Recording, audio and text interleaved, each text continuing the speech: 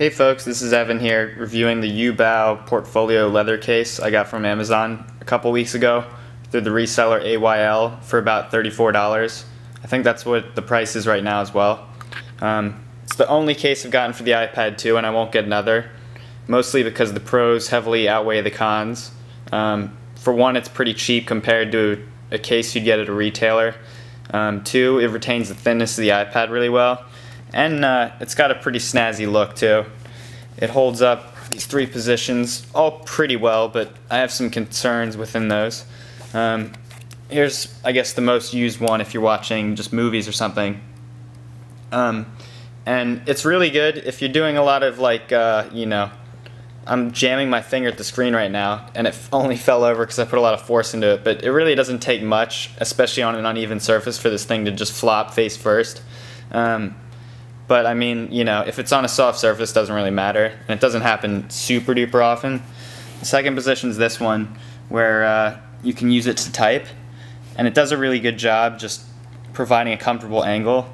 And the third position, if I had to guess, would be this one, where it's really comfortable holding it by, if you want some extra thickness over what's provided.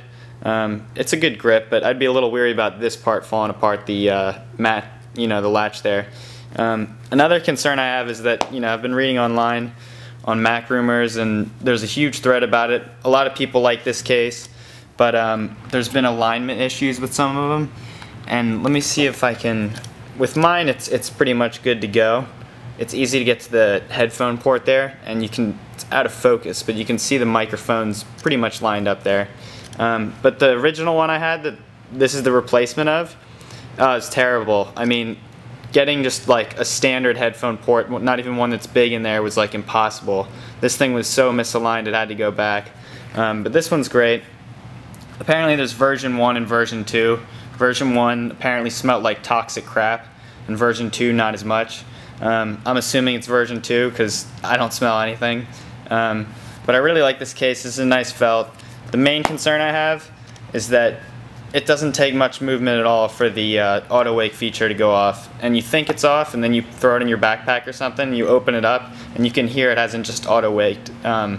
So that'd be a concern for battery life. I wish they kind of built like a latch like the in-case book jacket I had for the iPad 1, but this retains so much of the thinness of the iPad 2. It hardly even feels like a case is on it. And I really recommend it. I mean, their customer service stands behind their products too. It's good enough I'm not going to look elsewhere for other ones.